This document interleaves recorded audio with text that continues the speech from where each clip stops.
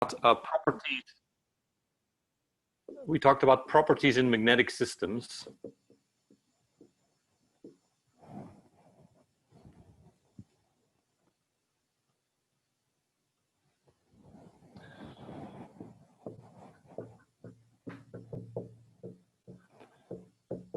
And as you'll remember, the properties are all the all the elements of the matrix of second derivatives of the relevant potential, right? So if you add an extra property like magnetic work, then instead of 3 properties, you have 6. And I defined them, right? They were the temperature dependence of the magnetization, magnetostriction, and magnetic susceptibility. I want to give you 2 examples of sort of how that can come in handy in the behavior of materials. So the first example I want to do is a thermal expansion of a magnetized material.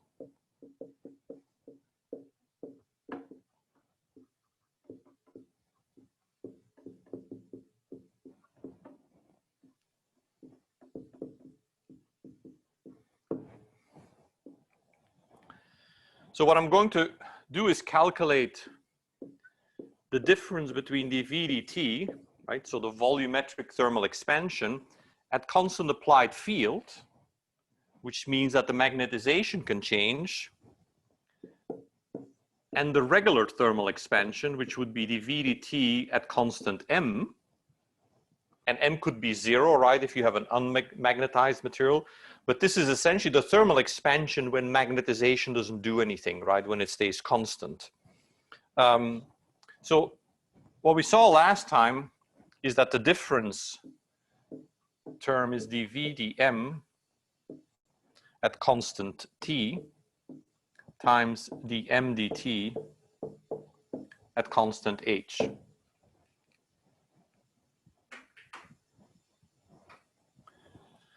So let me normalize by V so I can get this into properties.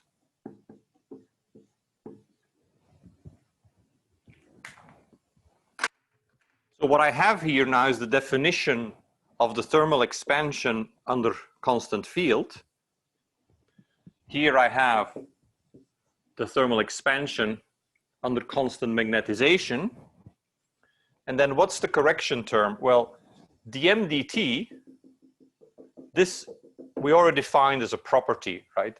So we just have to figure out what dV dm is. So let me do that up here. What is dV dm at constant t? I'll use the chain rule on that since we've defined dV dH at constant t. So times dH dm. And this is 1 over, this term here will bring out the susceptibility. So this term here is the magnetostriction, right? It's how volume changes. So it's volume times gamma, as I called it. And this time, this term is 1 over the susceptibility, right? With a volume term, because dm dH would be susceptibility. So this is 1 over, I think I called it chi times V. So what we see is that the difference in thermal expansion, alpha H and alpha M, is equal to the magnetostriction over the susceptibility divided by a volume times the m dt.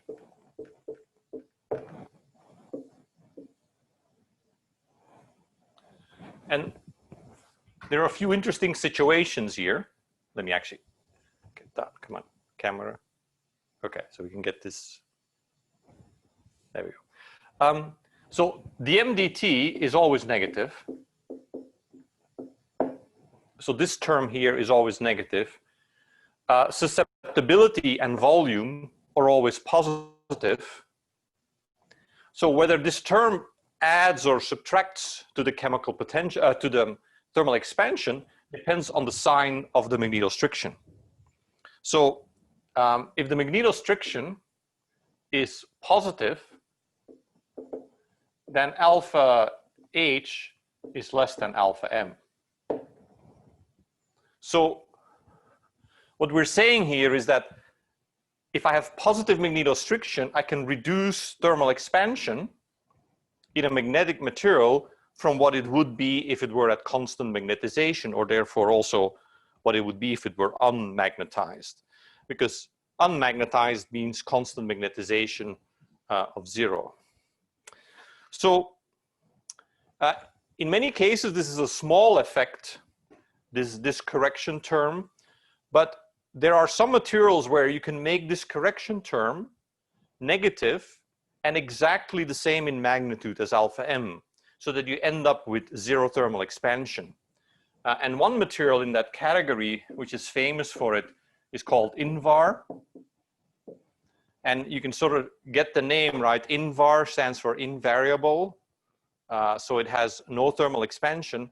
And what I want to do is show you the thermal expansion behavior of INVAR. INVAR is an iron-nickel alloy. You should share screen here.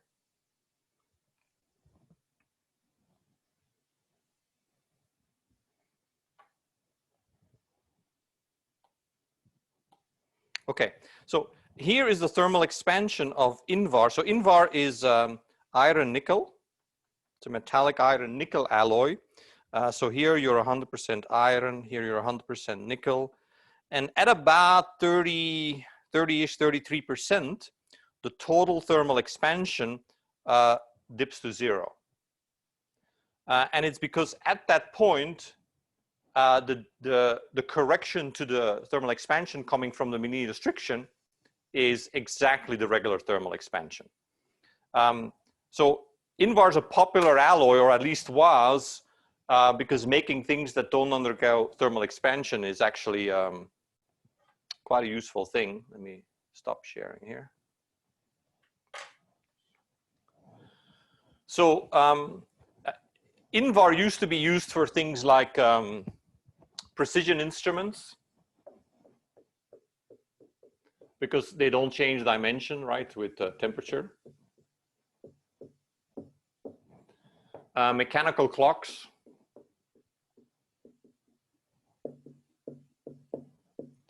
You know, remember the pendulum, right?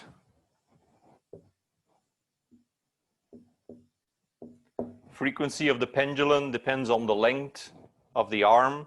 So if you made a clock out of a normal metal, then it actually does run at slightly different speeds at different temperatures, but not if you made it out of INVAR. Now, as we've gone into digital technology, of course, that's not a particularly big deal anymore. There are some disadvantages to these materials because this term here, the MDT, itself will be very temperature dependent. So if you plot how magnetization of a ferromagnetic material changes with temperature, so let's take a typical ferromagnetic material, you know, it'll be high, right? And then as it approaches its Curie point, it'll sort of go fairly rapidly down. And INVAR operates in this transition region.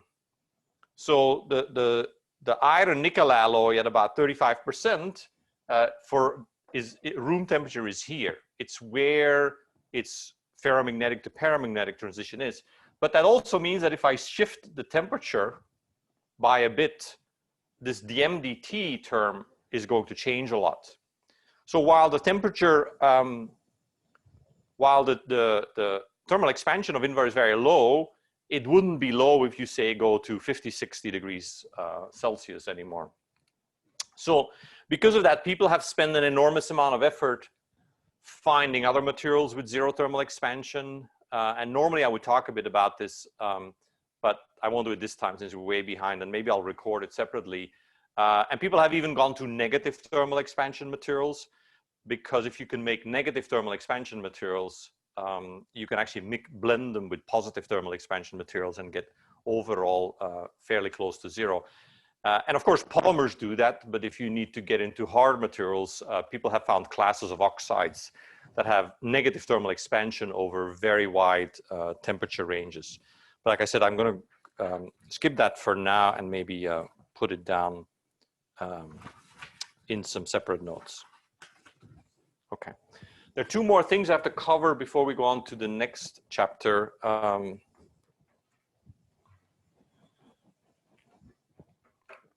Which is briefly the thermodynamics of open systems.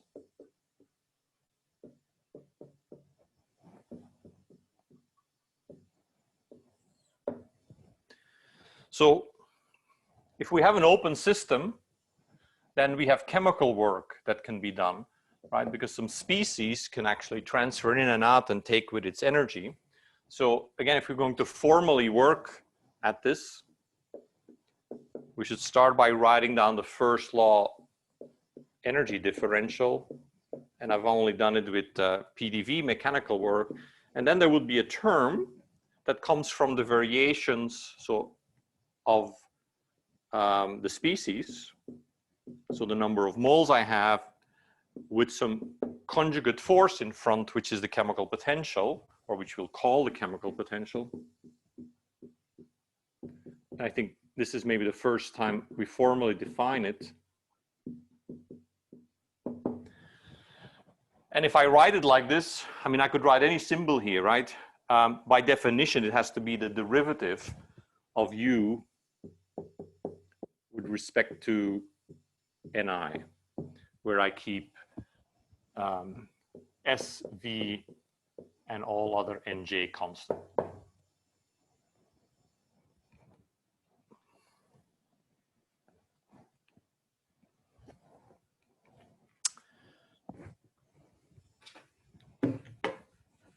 Now, I can define Legendre transforms with respect to that conjugate pair of chemical potential and mole number, just like I did Legendre transforms with respect to other conjugate pairs. Most of these don't have a name, but for one component systems, they do.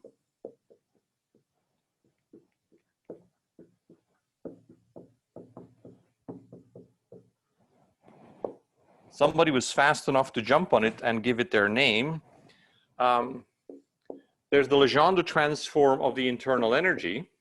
So that's called LS, the L function, which is defined as U minus mu n. So for a one component system, I don't have the index I because I only have one species. And this is called the Hill function. Named after Benny Hill. No, sorry, Terrell Hill, who's the famous statistical mechanician. There's R, which is a Legendre transform of the enthalpy.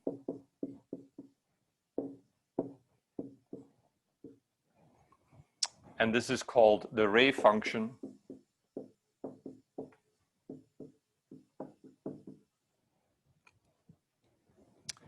There's J, which is the Legendre transform of the Helmholtz free energy.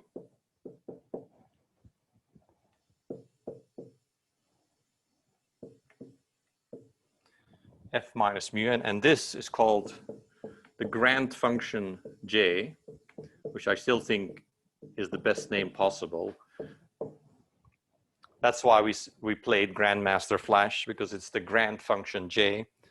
I think that could have been a band name. Okay, and this is really the best you can do. So Grandmaster Flash got the best function, because if I take the Legendre transform of the Gibbs free energy, something funny happens. But people didn't notice right away. So this has a name, and it's called the Guggenheim function.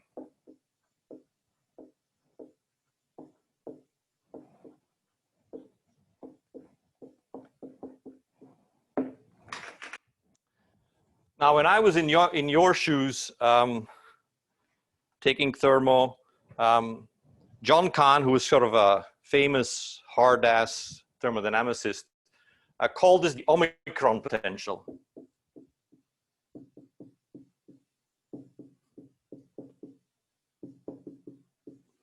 Does anybody know what Omicron means? It's Greek, right?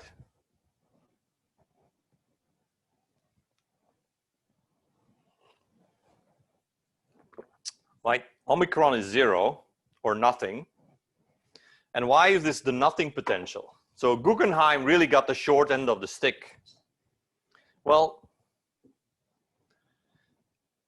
plug in explicitly what G is. I'm not going to do it for you. I'm going to let you do it because it's kind of interesting. Plug in what G is, right, as the Legendre transform of U, and then plug in the Euler relation for U. So do, right, this is U plus PV minus TS, and then do plus Euler. And you'll find that you'll end up with 0 all the time. So the Z function contains nothing.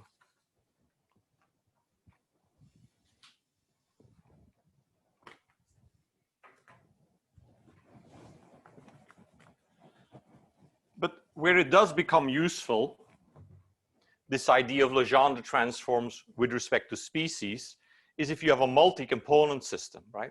If I have a system with 2, 3 components, then I could do a Legendre transform of the Gibbs free energy with respect to one of them or 2 of them. It turns out you can never do it with respect to all of them. Every time you do a Legendre transform with respect to all of the species, you'll always get 0. And that's what you should try to figure out. So the last thing I have to do is the Gibbs-Duhem equation, which is related to this idea, but has always appeared a bit mysterious to me, I have to say. And it's the fact that the Euler relation has to be consistent with the first law differential. So the Euler relation tells us that U is actually equal to Ts minus PV plus some I mu I Ni. So if I take the differential of that,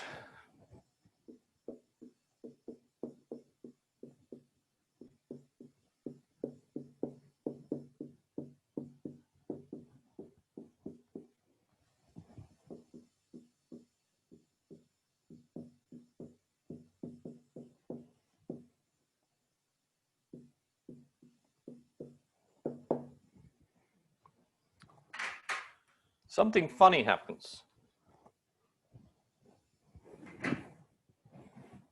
Okay, because the first law also tells me what du is, right? Du is TdS minus PDV plus mu I dni. So I've eliminated du on both sides. That means that the rest of the stuff has to be 0. So S dt minus V dp plus some I mu I, no, got it wrong.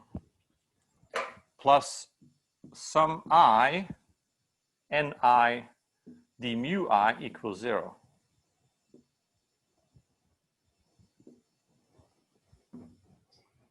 So this is what's called the Gibbs-Duhem relation.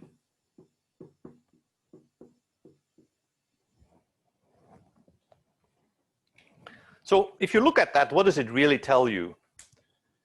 It tells you that the variations of intensive quantities are not independent, right? Because I have dt here, I have dp here, and I have here the d mu's. So intensive quantities miss a degree of freedom that the extensive quantities have. Because if I sort of flip all these, right? If I do TdS and PDV and mu dn, that's the change in internal energy. So the extensive variations are not constrained, but the intensive ones do. The way we will make practical use out of this is we will often use this equation at constant T and P.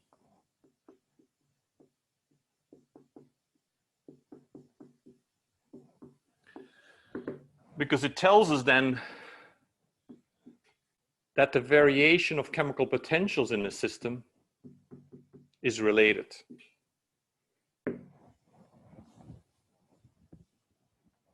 And chemical potentials in a system will be extremely important to us when we talk about mixtures and alloys and many component systems, because they will in the end control the driving forces of how elements segregate between different phases. And what this is telling you is that if you know, let's say you have a binary, it's really telling you if you know the chemical potential of one of the species everywhere, you actually know the second one as well, which is quite remarkable when you think about it. If I make an A-B mixture and I know the chemical potential of A everywhere, I actually know the chemical potential of B as well. And we'll use that a few times in class later. Okay. So this is it for finishing up the chapter on the mathematics. So Jenny, if you could stop the recording and start